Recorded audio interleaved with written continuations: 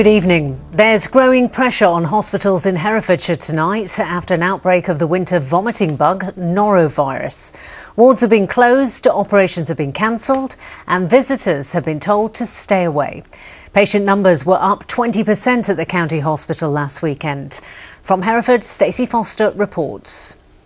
Bosses at the Trust say the decision to ban visitors from this hospital here and 3 other community hospitals across the county is not a decision they've taken lightly. They made that decision yesterday afternoon. It is important to say though that maternity services, the children's ward and all outpatient services remain unchanged. A&E is still open as well, despite 50% of the beds being affected by this winter vomiting bug, and they've seen admissions at A&E here over the weekend rise by 20%. They're able to deal with about 125 patients a day. At the moment, it's getting closer to 160. The leader of the Trust has said they're at breaking point. We do have infection control policies here, and we've been struggling for about the last 5 days, and the norovirus winter vomiting bug has begun to sort of take hold here at the hospital.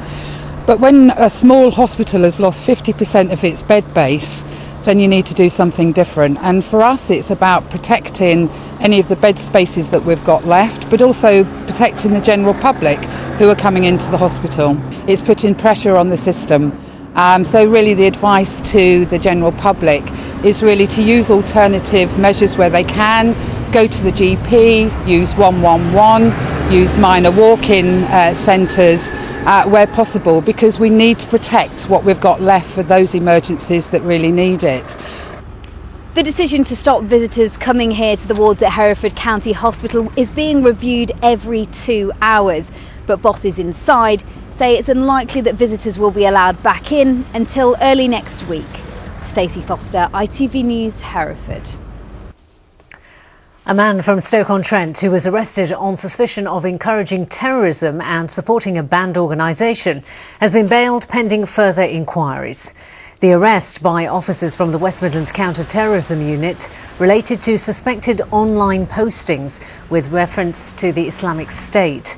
The 29-year-old's bail conditions include living and sleeping at his home address and not to post material or comments online. Birmingham City Football Club's holding company, Birmingham International Holdings Limited, has announced it has taken voluntary receivership but insists it is not going into liquidation.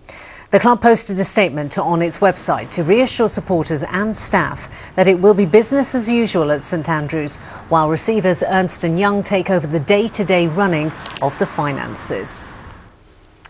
The Health Secretary has agreed to meet politicians and health campaigners to discuss the future of A&E services in Redditch. It follows the resignation last week of all 4 consultants in the department at the Alexandra Hospital, together with another from Worcestershire Royal Hospital. All 5 have been offered posts at Warwick Hospital. The meeting with Jeremy Hunt will take place next week. Church of England bishops, including the Bishop of Leicester, have written an open letter warning that people feel detached from politics and urging everyone to vote as part of their moral duty. It's the first letter of its kind ahead of the general election. Church leaders said they hope it will counter arguments from some celebrities that people shouldn't bother to turn out.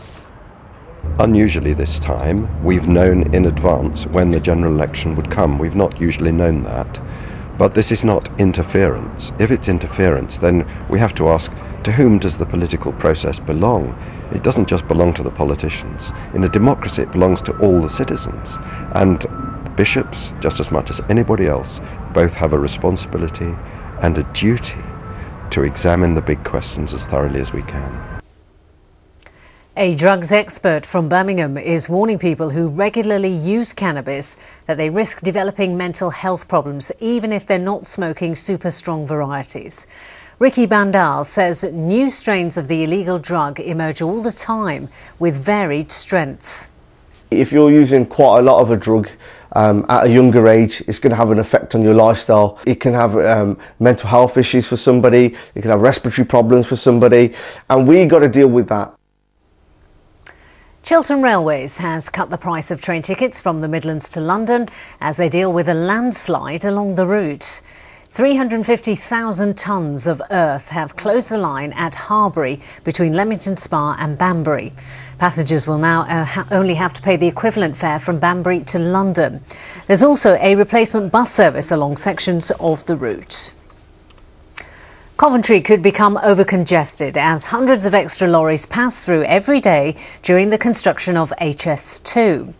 That's according to government traffic predictions. The City Council says it's concerned that Warwick University and Westwood Business Park may not be able to operate effectively during the construction.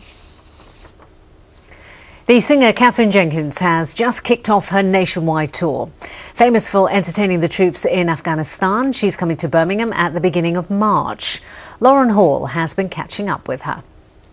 Walking beside me, heaven's own shadow falls. It's a voice we've been listening to for more than a decade. Dreaming of the days when I know what to call now. Catherine Jenkins has made 10 albums in as many years. And what better way to mark the occasion than with a nationwide tour? For me, it's a sort of celebration of the decade of the 10 albums and, you know, having 10 amazing years that I never ever thought would happen. During her decade in the music industry, she's enjoyed huge success. She's dominated both the classical and mainstream music charts and has picked up numerous awards along the way. It's no surprise then that so many fans are turning out for her Home Sweet Home tour. She'll be at Birmingham Symphony Hall next month and says she can't wait. Really looking forward to being back at the Symphony Hall. It's actually one of my favourite venues to perform at. So we have 2 nights at the Symphony Hall and I've always got great memories of performing there. So looking forward to getting back and seeing everybody.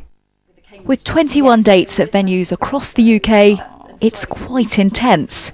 But she knows just how to deal with it. How do you make sure you're so fresh for each performance and make sure that each performance is as good as the last one? It's all about looking after myself. So it's about, you know, eating well, not doing certain things like dairy products on the day that I'm singing, obviously no alcohol on the entire tour. So everybody thinks it's very rock and roll, but actually for me, I have to be quite organised and disciplined. But, you know, I have so much fun being out there with the audience and, you know, it's sort of one of those things where you never know what's going to happen. She certainly couldn't have predicted what happened in the tour's opening week. We had not 1 but 2 proposals, both successful, both said yes, the audience went crazy and I feel like Scylla. It's been a good start to the tour and she's hoping to continue her success in Birmingham next month.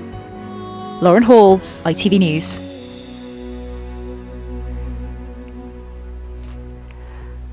Now, knowing how much you value local news, we've launched our very own app, giving you the news for free when you want it and where you want it. Bob Warman explains.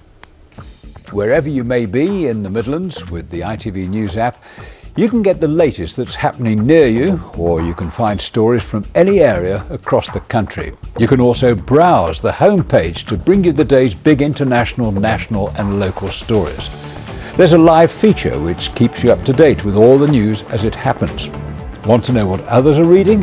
You can follow the most popular stories in trending. And if you're interested in a specific story, star it. And when there's a big development, you'll be updated automatically. Our app is also ideal for getting and sharing the latest news. That's the ITV News smartphone app, available to download for free now. Now for something quite immediate, the weather forecast, and with all the details, here's Lucy.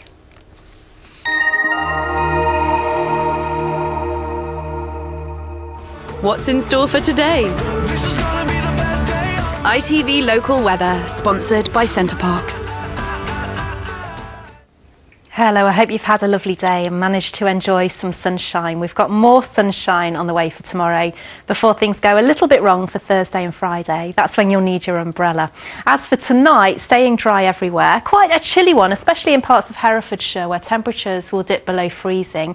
So a fresh start to the day tomorrow, but plenty of sunny spells bursting through the cloud. The same goes for the afternoon, but the change tomorrow is the wind. It's going to start to increase, so it will feel a little bit fresher than today, 8 or 9 degrees Celsius. And then in the early hours of Thursday morning, we'll start to see that rain.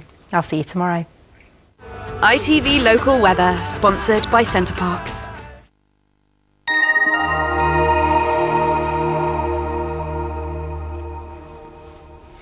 And that's all we've got time for tonight. As always, there are further updates and more details on our stories online. To find them, just go to our website, itv.com/central. We're back tomorrow morning within Good Morning Britain, and of course back tomorrow evening for ITV News Central at 6 o'clock. Hope you can join us then. For now though, from the late team, enjoy the rest of your evening, and from us, good night.